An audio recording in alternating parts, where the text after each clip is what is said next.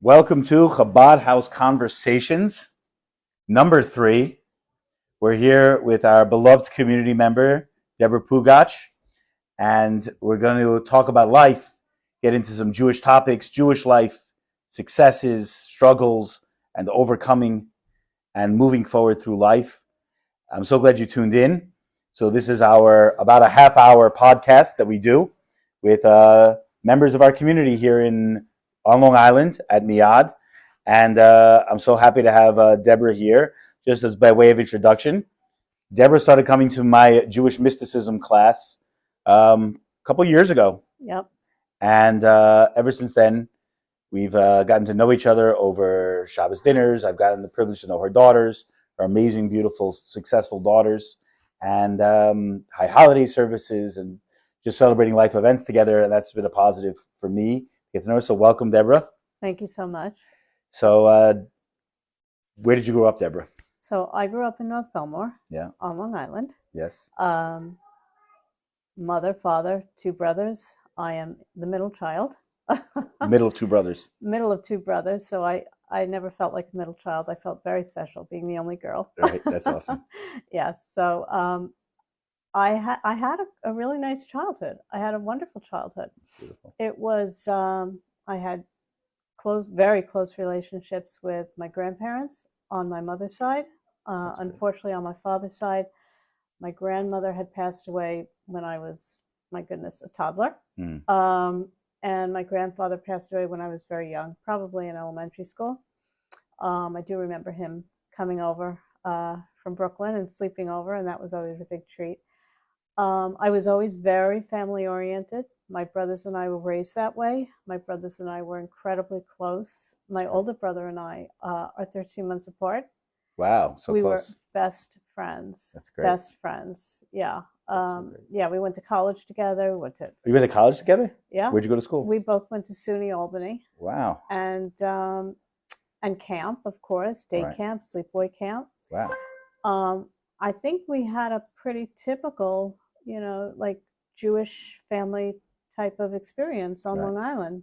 My Right. dad was very stereotypical in the garment center. Oh yeah, that is very stereotypical. Right. Absolutely. But he wasn't. But his personality wasn't such. But it was pretty stereotypical to work in the garment Where center. did he grow up? He grew up in Brooklyn. In Brooklyn. Where? Which part? Very poor. Very poor. Actually, he grew up in Brooklyn, but he also grew up on the Lower East Side. Interesting. Yeah, and he went to Seward Park High School, which is where Tony Curtis went to high school. Oh yeah. So my dad always loved to tell that story. Right. Yeah, what a bad guy he was, bad boy. Yeah. Oh yeah, not my dad, Tony Curtis. And where'd your mom grow up? My mother grew up in the Bronx. In the Bronx. Wow. Also poor. Well, my dad's father was a tailor. Mm-hmm. My mother's father was a union painter. Wow. I'm pretty sure that both grandmothers, when they were raising their families, did not work out of the house. Right. My parents met. It's interesting. Neither one was a real ice skater, but they met ice skating with their friends, and that was that. So they were both born in America. Both your parents American. Yes. American kids. Yes. Wow. My father used to tell us. My father unfortunately has passed away, Right. but he used to tell us great stories about his. Actually, his mother was from Ukraine. Right. A lot of Jews are from Ukraine. Yes. The ones that weren't killed are from Ukraine. Well, they're only survivors. Yeah. Right. Yeah. My mother's family, my great grandmother, who I grew up with, she passed when I was about 14 or 15. So you got the privilege to know her throughout your life too. Absolutely. That's so fantastic. Oh yeah. She was, boy, was she a tough lady. Yeah. Very tough, like 4'10", and very tough. 4'10". We used to measure ourselves, my brother and I, against her. If we were taller than her, we were okay. Yeah, but she came here, right, as a teen. Right, a lot which of is amazing. Did. Yeah, absolutely. To be a teen and to come here by herself. She came by herself. Wow. I find that talk about strength. Wow. Yeah. What was Jewish life in your house like growing up? So Reform, conservative, Orthodox, nowhere in between. so my parents, because their parents, they had a more, a relationship closer to Europe. Right. They were raised Orthodox, but yet when it came to, Your parents were both raised Orthodox? yes, Really? my Wow. father would tell stories about I his didn't know that. mother would go to the back. This was in Brooklyn. Mm-hmm. Kill the chicken, put it, Oh, do the kaparis yeah, for Yom Kippur yeah, before yeah, swing over there. right, and Wow. like keep it in the bathtub. That's the fish in the bathtub, chicken in the Maybe, backyard. yeah, maybe the fish went into the bathtub. That's That like a stereotypical like makes a lot American. more sense. Everyone on the Lower East Side had a fish in their bathtub on Friday. Yeah, Like yeah. they buy a fish and they put it in the bath. Right. So that was his upbringing. My mother's upbringing was not as, even though my great grandmother was certainly Orthodox. My grandparents were not as Right. observant, Right. and my mother certainly was not as observant. When my parents got married, Yes. and our family, my parents joined a conservative synagogue In Belmore. in North Belmore, Right. Temple Bethel. Mm-hmm. It recently, a couple of years ago, closed. Wow. My brothers were bar mitzvah. I was bat mitzvah. We all went to Hebrew school. It was not a question. It was just something you did. It was my dad was involved in the synagogue. I used to go with him as a very young girl on Shabbos every Saturday. I'd get dressed up. Really? Every Shabbos you go? Yeah. Your father? My dad would go, and every Saturday I'd go with him. Wow. And the best part was that I would help the man in the kitchen do the dishes. I thought that was so much fun. Really? I don't know why. I thought that was great. How do you feel about dishes now? No, they're not so much fun. But I remember he used to say to me, no, because I was all dressed up. Because then afterward, we'd go to my grandparents in the Bronx. So I'd be wearing a pretty dress. And he'd say, no, you'll get your pretty dress, dirty. Right. So, but I used to love it because it was special time with my father. Wow. It was very nice. My brothers didn't go for some reason. I never questioned that. That's interesting. I don't know why. You think they would? I mean, especially your proximity in age and. You would think so. It was just me. Wow. In the house, we were kosher. Wow. I mean, we weren't glatt kosher. We had dishes and silverware for meat and for dairy. Right. We didn't have two sinks. We didn't have two dishwashers. But separate vessels and stuff like that. Yeah. Wow. But yet, they broke the rules, so to say. Every Sunday night was Chinese food at the local Chinese restaurant. Right. Right. And my older brother, for some reason, I don't know how he ate it, but he loved ham. So That's weird. I know it's weird. To go from it's one thing to be a conservative Jew and not to eat inside the house, and then another thing to go like all the way that far. They made up their own rules. This is your older brother? My older brother. So my mother would buy, from the supermarket. Really? Like Virginia ham. And that's crazy. Serve it on paper and plastic. Maybe it was tongue and she was just tricking him. It wasn't tongue. No. I'm joking. I used to love tongue as a kid. So you have two daughters. Where'd you raise your family? So where'd you raise your family? So I lived I've lived in Woodbury. Woodbury. In a condominium, one of the condo communities in Woodbury. Right. And when we first moved in, I have two daughters, Rachel. Now soon she'll be 26 and a half at the end of February. Beautiful. And I know that because I like to celebrate celebrations. So I've had a rule in the house since my kids were born. Not only do we celebrate birthdays, we celebrate half birthdays. Half birthdays too. Yes. You get a cupcake and we sing happy half birthday. Add in the joy every 6 months. Every happy occasion should be celebrated. Absolutely. That's beautiful. That's my feeling. That's really cool. Yeah, so it's fun. Of my kids, I have two of my kids.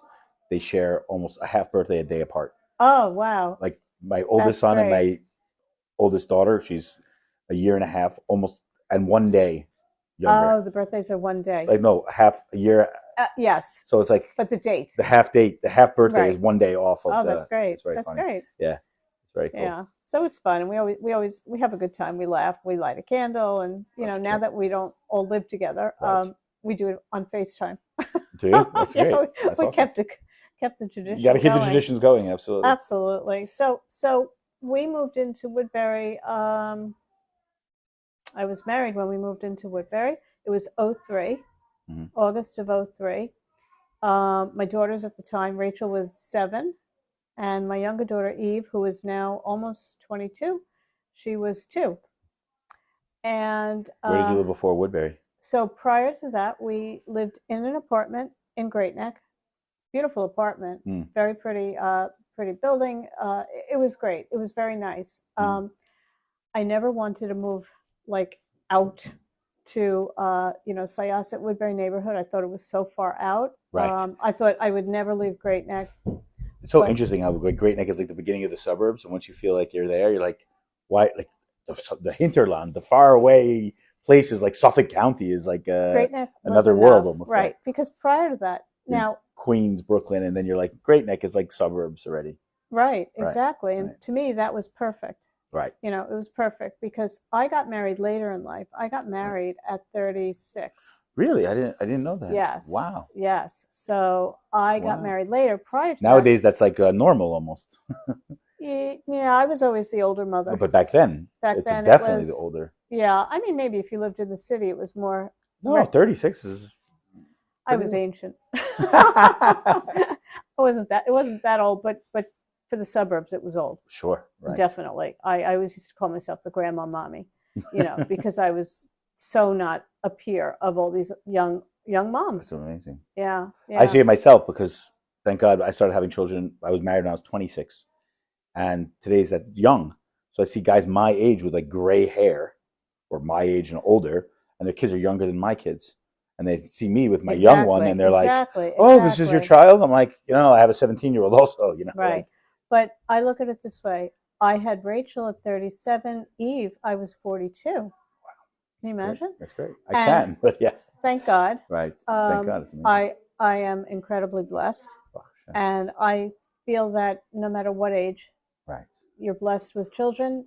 That's it. You're blessed, and it's a big challenge today for a lot of people. A lot of people have this challenge of, God forbid, it's infertility, or people start families later in life. Exactly. I had none of those challenges. Wow. Unbelievable. Wow. Unbelievable. That is unbelievable. I know. Especially back then, where there wasn't the science and the things we know today, and no, it's a big blessing. I mean, just was. It's amazing. Just happened. So I hate using the word lucky. You're not lucky. Nobody's lucky. You're blessed. Oh. So, yes, I was very blessed twice. And unfortunately, I wasn't as blessed when it came to having a successful marriage. Right. Lived in Great Neck for many years, about 7-8 years. Got married in 95. So lived in Great Neck from 95 and then moved to Woodbury in 2003. 2003, so pretty much from the get-go. Well, actually, the marriage was not so wonderful from the get-go for a lot of different reasons, and which was quite unfortunate. I happen to be the kind of person that really what I've always wanted out of life was to just have just a wonderful home life, wonderful family life. Right. I didn't need to be the richest of the rich. I didn't need to have the fanciest car. I didn't need all of those things. Right. Sure, I do like good things. I love nice things. What's not to like? Right. They make you happy. They nice things are nice. Right. But I didn't. That's not how I defined myself then, nor now, nor ever. And happiness. That was my definition of a successful life: happiness and love and family. Right. And unfortunately, most unfortunately, it did not work out. He was the complete opposite of who I thought he was, who he portrayed himself to be, right, and how he turned out to be. Would you say that because like a lot of your life is obviously defined by divorce and raising 2 daughters pretty much on your own? Yes, totally by my own. It totally 100%. Informed your experience. Yes. Would you say that changed the value of happiness as the priority? No. how do you, how would you, but it definitely have to redefine it, meaning to say the idyllic family life you're missing, and you still Right. provide. I know you provided that for your daughters Yes. in Yes. spite of that. So the traditional family life, Right. um, husband, wife, and children Right. changed. Right. But I always said, but so what? We're a family. Mm. Whether there's a husband slash father Mm-hmm. or not, we are a family. Right. And I I raised my daughters with that idea. Right. You know, I would always say to them, you know, just because people are married, not to say bad about married people, Of that's course. wonderful, of course. Um, but it doesn't mean that they're happy. Mm. You don't know what goes on behind closed doors, Of course not. right? Right. People thought we were a wonderful couple, a wonderful family, you know, just typical average, you know, good Right. people. They had no clue what was going Right. on, And you none said that whatsoever. like at that point after divorce that informed your spiritual life in a totally different way. Maybe you'd like to speak about that, like what we spoke about. Right. So what happened was I had a tremendous, well, you could call it a gift. I like to think of it as a gift. I was given a gift by God. God chose me. I feel like God chose me to lead a certain life now where I was a single parent. I had sole custody of my daughters from the get go. Um, and my daughters did not spend much time with their father, um, you know, for a lot of different reasons. And at this, fast forwarding to now, all these years later, they have, unfortunately, they have no relationship with their Mm-hmm. father at all. But in the course of from 2006 up till now, so that's 17 years, it's been, and I really don't really care for the word journey, but it's been a journey. Why don't you It's, care for the word journey? I don't know, it sounds kind of a little hokey. What I, do you like better, adventure? it's been an adventure, that's for sure. You know, it's been very difficult. Right. It's been, I mean, I can't tell you. 17 years is a huge chunk of time. Right. It's. I spent so much time crying. Mm. I spent so much time yelling, angry at what was put on my shoulders. I spent so much time um, working so hard, working to. My whole entire goal from the get go was to keep my daughters, raise my daughters so that they would be emotionally and physically safe and happy. Mm-hmm. That was my goal. Right. I remember a night where I had started dating a little bit about a year or so after I became separated of during my 5-year divorce. It took Wow. forever. Wow. Yes. Oh, yes. He put me through. Mm-hmm. It was a living hell. I can tell you that. It was a Mm-hmm. living hell. Mm-hmm. And post divorce too, up until about a few months ago. But he'll rear his angry head again shortly. He I remember thinking, you know, I was kind of at a crossroads how I wanted to, the reality I wanted to create for my daughters and for myself Mm-hmm. going forward. And I said, it's not about me at this time. It's not about me in terms of meeting someone. It's about, I knew that, not that I knew, I chose to put all of my energies into my daughters Mm-hmm. because they came into this world completely innocent. Mm. They had no idea the two people who they were born to. And they didn't ask for this. They didn't ask for such upheaval, for so much emotional stress and you know, situations.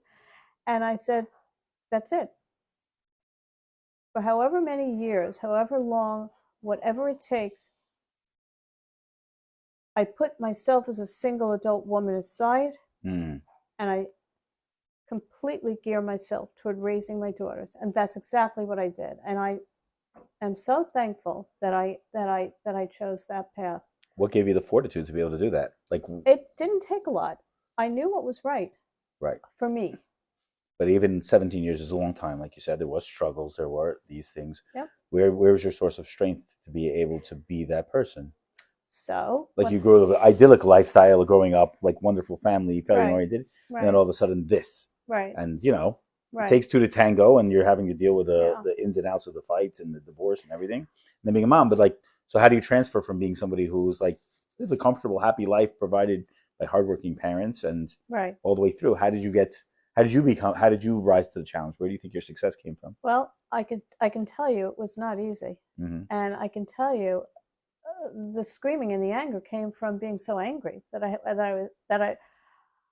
I was in this situation. I had someone told me a few years prior that this is what my life was going to. It was just going to turn on a dime. I would have said, "You're crazy! Absolutely not. That's insane." Mm. I grew up. I was a nice. I was like the nice girl. Right. I did everything right. I followed the rules. I still follow the rules.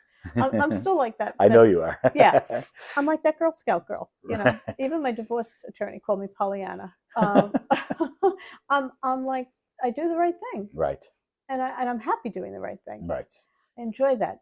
What happened was the situation was just so bad. There was really I had to start developing a career. Mm-hmm. My ex was not giving money, not a dime. My parents were helping, but listen, they weren't wealthy. Right. You know, I they couldn't continue to support three people. So I had to start working. When I was married, I was a stay-at-home mother, huge luxury. Um, and I went back into the workforce, and it was not easy. It was incredibly challenging. Everything was incredibly challenging. I didn't have computer knowledge. I had nothing. Right. And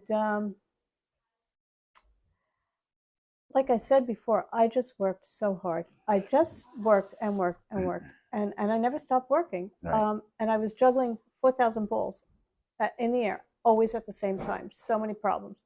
It got to the point that I started praying Mm. to God, and I always had a spiritual sense with God my whole life.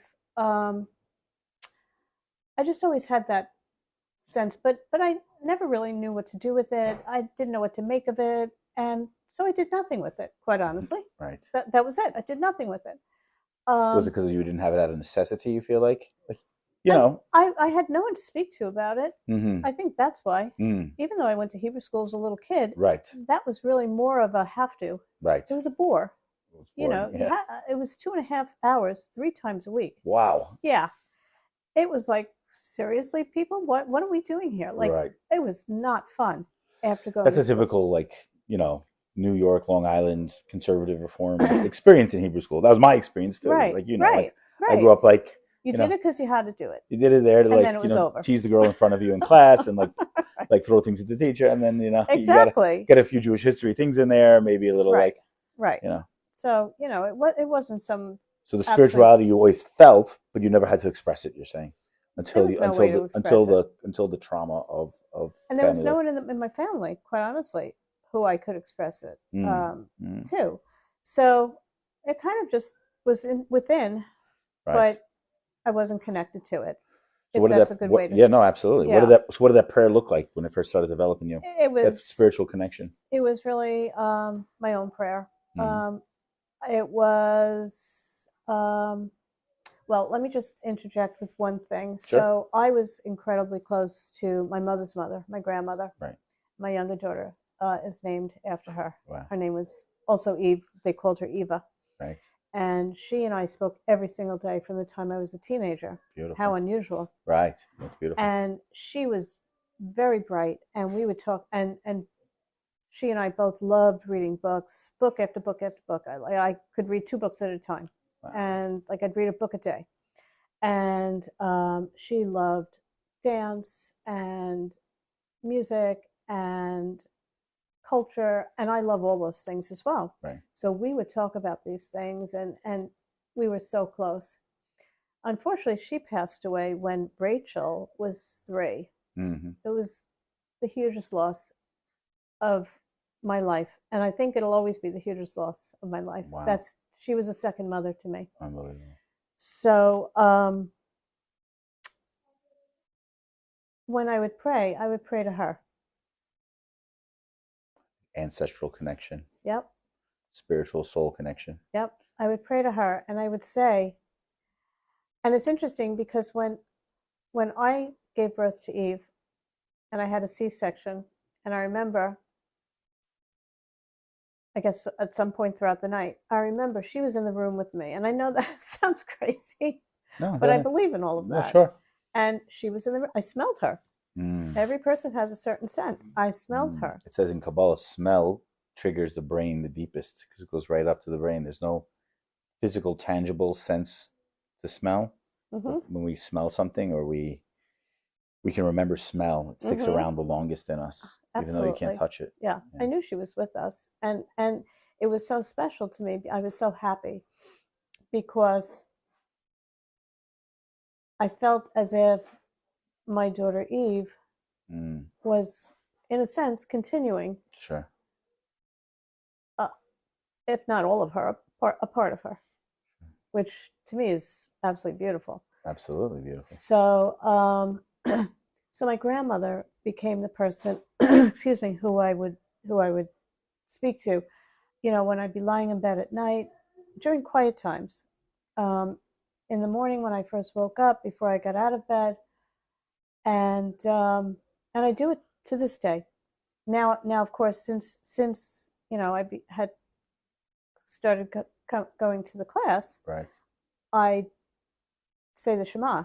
Beautiful. Every morning when I wake up, great. Put my hand over my eyes. And every night when I go to sleep, put my hand over my eyes, and beautiful. I say the Shema, and then I start praying. That's amazing. But back then I didn't say the Shema. Okay. But I would pray. I would pray for guidance. Mm-hmm. I would pray for intelligence. I would pray for strength, physical strength, emotional strength. And I would pray, I'd say to I called her Nana. I'd say to my Nana. I have a Nana too. Yeah. Nanas are the best. Oh my mom's a Nana also. Yes, Nanas are the best. Yes. To be with me, help me.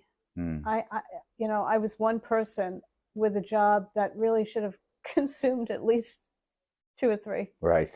I was raising 2 daughters on my own. Sure. Both daughters, hard to believe, but both daughters were unfortunately bullied very severely in school. And I have to say, I was trying to stop you. They both turned out amazing. Amazing. They turned out. Yes. The end of the story, before anyone gets worried about it, the end of the story is amazing. No, it's a happy ending. And your prayers were answered. But that's clearly. what I want. I prayed also for a happy ending. Right. I said, I would say. I mean, the end isn't written, but where we're holding right now, right, God, right. We're not at the end. Of course not. We're at we're past the bad part, but we're in a great chapter. Let's put it that way. Amazing. We're in an amazing chapter. Let's just say God answered each and every one of my prayers. Financially, I never should have made it. Absolutely, I should have been on the street, literally on the street. And even an attorney of mine, and unfortunately, at 5 years of divorce and 10 years of post-divorce, you go through more than one attorney. She said, something with you, Deb. There's something about you because you should not have made it. And every time you're about to fall on your face, something happens and you get right back up. I said, I know, isn't it crazy? She said, wow, God loves you.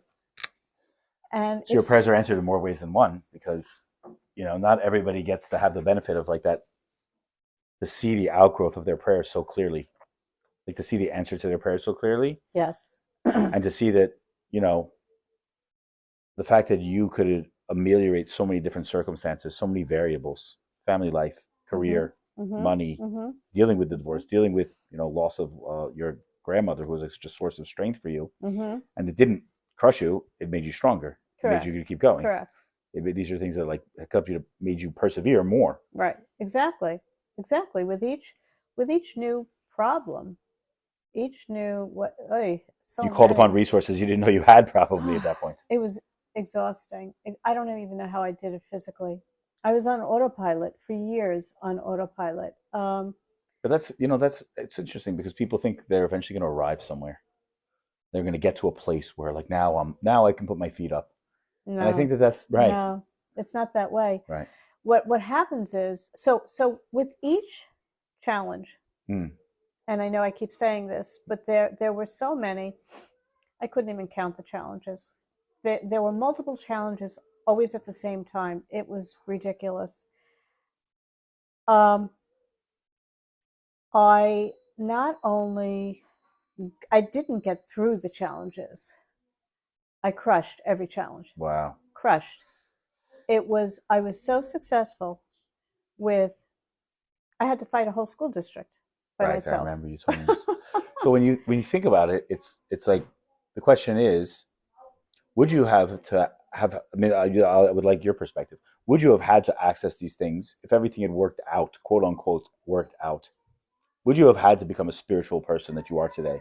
Would you have had to call upon resources within yourself that you previously didn't know you had access to? Would you have the sense of satisfaction that I see on your face, that I see that your way you carry yourself with dignity and like these challenges didn't rip you apart from who you are, but they made you more in touch with, from my outside perspective, Right. from my clearly very like outside perspective, they put you more in touch with yourself. Correct. You know what I mean? Correct. Like if they said to the little girl Deborah, who Debbie, would like little girl, Yeah. like how is she going to make it through? It's like, oh, we don't know. Right. We don't Exactly. know. She might be just Right. like a little like, you know, Barbie doll. I don't want to say it that way, Yes. but like No, but yes, I was soft like spoken, sweet, right. nice. And like, how is this girl going to be the one? Like, really? Right. And then Right. and then you Well, see that without. I mean, no one wants tests. No one wants these challenges. no. Of But course when not. you Right. have them, Right. they cause you to access like the essence of who you are. They call out to a deeper Correct. level of who you are. Correct. And it's like, they call out to like, you have to acknowledge a higher power. Yes. Because without the higher power, like you yourself say, you wouldn't have been able to. You wouldn't have been able to. 100%. If I didn't have God, I truly believe I would not be, and my daughters would not be where we are today. Absolutely not. What happened was because my situation, my divorce, the situation, that led to divorce and through the divorce was so horrific. It frightens people, and I understand that. It would have frightened me if I learned of a friend who was going through what I did go through. Right. It frightens people very, very much, and they walk away from you. So I lost every girlfriend. I lost everyone. Really? Yep. There was some families who didn't want to be friends with me anymore because no one knows when you're down and out, like Janis Joplin. Boy, did they leave? They left. Really? They all fled. Yeah. Wow. I was literally on my own. So that caused you to go to a higher place, though. I think what happened was when I reached inside of me, I had to find stuff that I really didn't even know I had. And I learned that I had it as I went through each experience. With each experience, obviously, I became stronger and stronger. I became more confident. I became more able. I learned so much. I learned I learned that attitude is everything. If your attitude is strong and positive, that's it. That's all it takes. I learned you never accept the word no. I didn't have much money. I lived paycheck to paycheck, and even that wasn't enough. I learned that if someone said no, I couldn't accept no. I needed a yes. So I had to figure out, your creative thinking comes into play at that point. You have to start reaching into yourself and tapping into your own resources that, quite honestly, I didn't know I had. Now I do, but I didn't at the time. But through the progression of years and experiences, I learned what I had, and I learned through the progression because everything I did was successful. And I mean everything. And I don't say that to pat myself on the shoulder. I was in a sink or swim, do or die situation with two young children. everything had to go right. That was my Mm. attitude. It had Ah. to go right. And I will sit here, and I told you this when we first spoke on the phone, and I first started coming to the Thursday night Kabbalah class. I believe I did everything so successfully because of God. I there's no other reason. There's no other reason. It was God who was there with me. Literally, He was my invisible best friend. Mm. And He was my only friend. Mm-hmm. And I'm going to cry now because it's so special to me that I, the happy part is that, yes, because of my success raising my children, and as the rabbi said, they are two incredibly strong, independent, intelligent, beautiful, good-hearted, wonderful human beings. Right.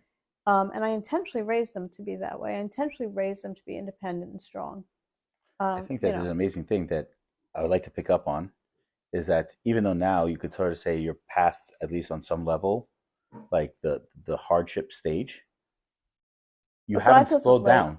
You haven't slowed down. No, You've ramped it up. I think. I mean, yeah, I've ramped it for the up. short while, right? For the short while I've known you, and you've seen past like the like hopefully like the crest of the challenges. Yeah. You're like, okay, now I'm going to say Shema Yisrael.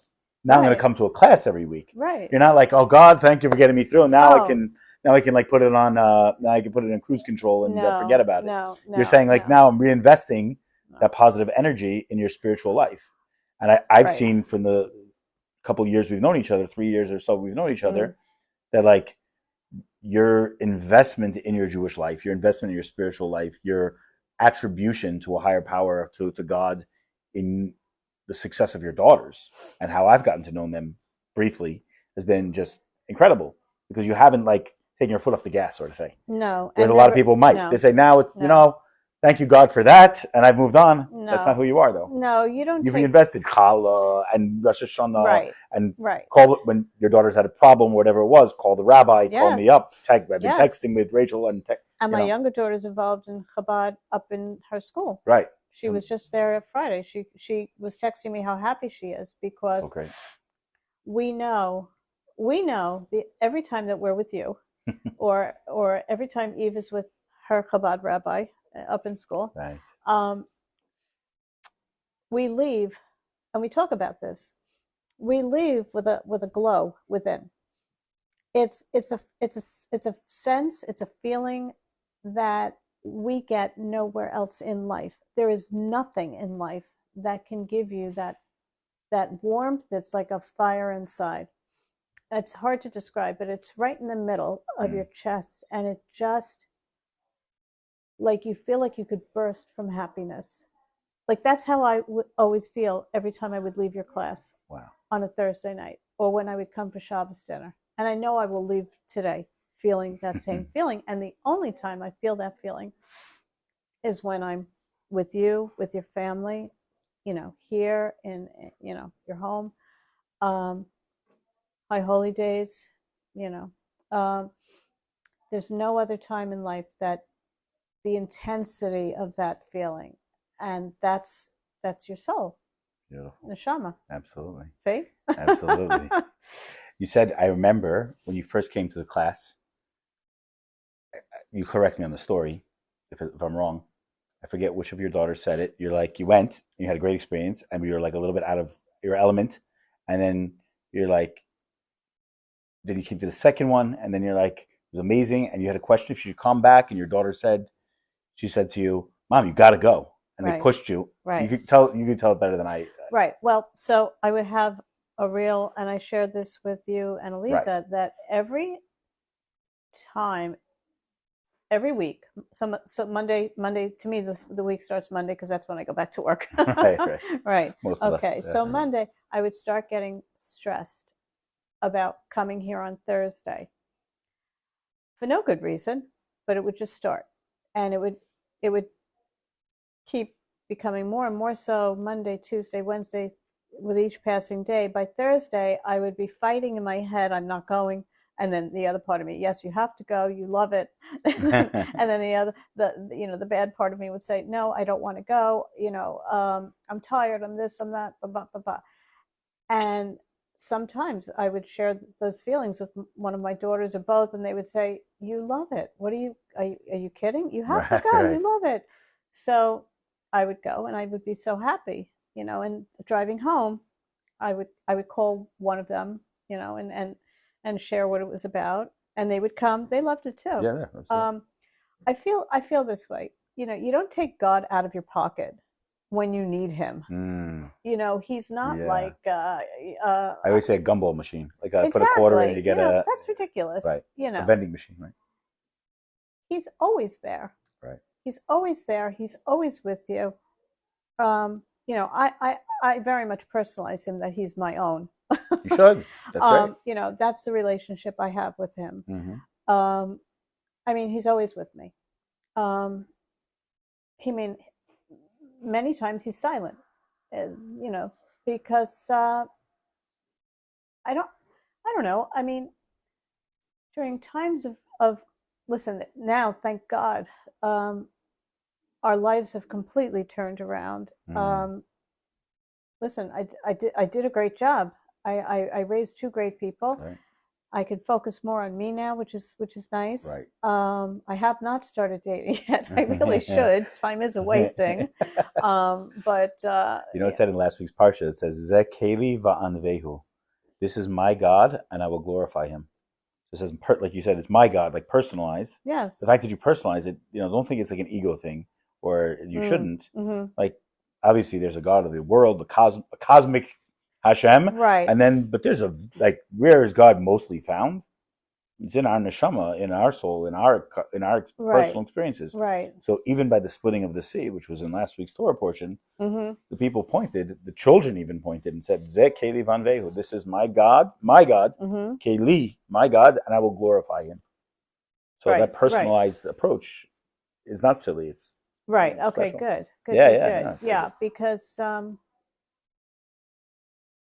I feel very blessed. I feel very blessed that and you asked a question before, which I don't think I answered, which was, do I think things would have been different with my relationship with God if my life situation had not changed, not gone sour or south, so to say. Of course, 100%, it would have been different, without a doubt. Like I said, I always had a definite spirituality, but I don't. Listen, I never could have reached within in order to, create. I believe that I had to create the relationship with God. Mm-hmm. It just doesn't. God is there. Right. I believe. May not be true for everyone. I believe for myself, I had to reach out to God to create the relationship. That's great. It's an amazing thing though too, and like kind of like my own completely like objective, somewhat view, like bird's eye view, is that a lot of people find God in trauma and find God in instability, and that's what you did. Yes. But not everybody, after the trauma, after the negative experience, after the trauma subsides, right? Do they still hold on to it and go further? Like you have to find God in the positivity also. Right.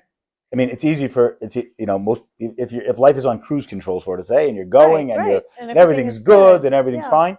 Like, what do I need God for in this situation? Right. And then, God forbid, trauma comes and it brings us to God. Like how many people come to shul because they have to say Kaddish for someone who passed away. Right. Like they don't come for their birthday. They come for that. They should come for their birthday to get called up to the Torah, and they should come for their grandfather's yahrzeit also. Right. But the question is, does it stay? And I think by you, I've seen that on the other side of the trauma, you've recommitted. You've re-upped. Put your chips more to the center of the table spiritually. Yep. And like you're having this conversation here in the Chabad house on a Sunday with me, Right. and like it could be a million other places, and this is where you chose and to I be. was very, very much looking forward to today. Yeah. Because I know for the rest of today and for throughout next week, I am going to feel that wonderful, beautiful feeling, excuse me, inside. And I mean, you know, it doesn't get better than that. And my feeling about God at this point is he's completely integrated into me, into who I am, into my life, into my soul, into everything. I mean, he's my best friend. Absolutely.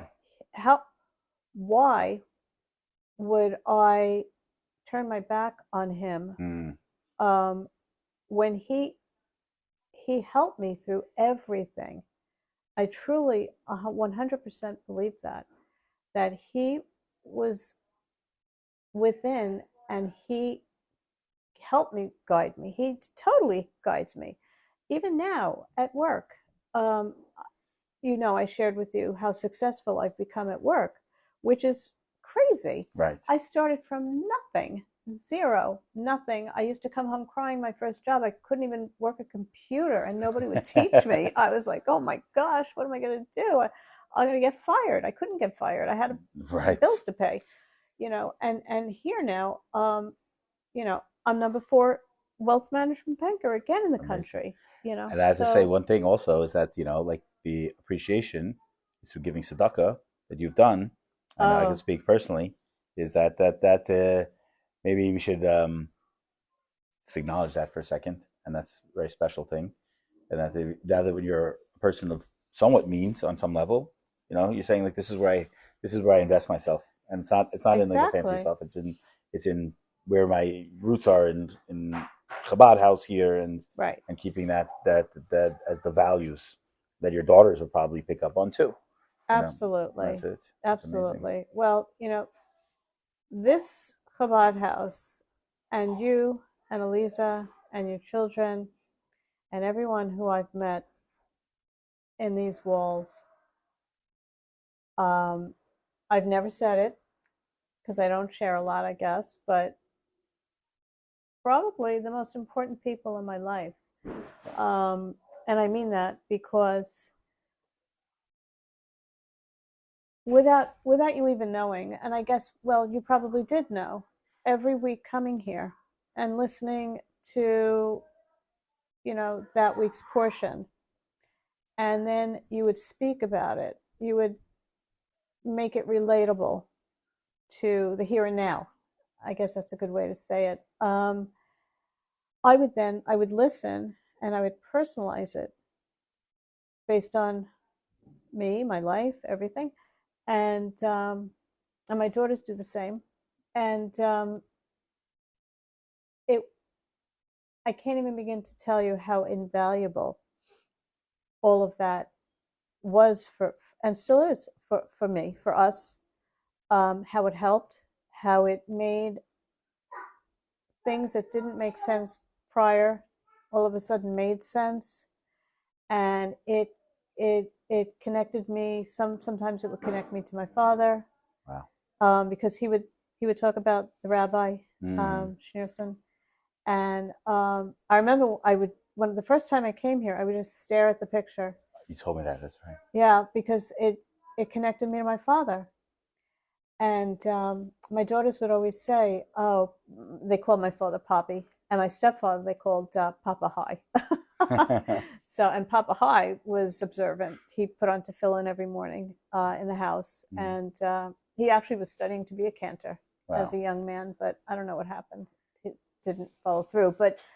But I mean, I believe they know that, the spiritual journey that I've been on so many journeys. Right. Busy life here, but I know that they're smiling down. They're happy. They're happy. They're happy that I was able to, again with God, was able to accomplish everything I needed to accomplish. Beautiful. You know, and it's incredibly rewarding. And like you said, I don't stop here, and I don't, kick God off the train. No, He's with me forever. Beautiful. And yeah, no, he's my best buddy. Amazing. Deborah, thank you so much for coming. Thank you for having me. Amazing time. Yeah. I love hearing your journey, and I'm sure a lot of people listening will like hearing your journey also. And it's probably, whether you realize it or not, it's probably a place of inspiration for people who are listening. That's wonderful. I think that you can share your story and your narrative and your journey, if you don't, even though you don't like that word, is I think whether you know it or not, you just provide a lot of inspiration for a lot of people. I hope so. So thank you so much for coming on. Thank you for having me. It's wonderful. Thank you so much for tuning in to Chabad House Conversations. It was a great afternoon here at Chabad House with Deborah. And if you would like to come on and share a story, share some of your life, talk schmooze with the rabbi for a podcast, please hit me up. And thank you so much for tuning in. Have a wonderful day and do lots of mitzvahs and bring Mashiach now. Take care.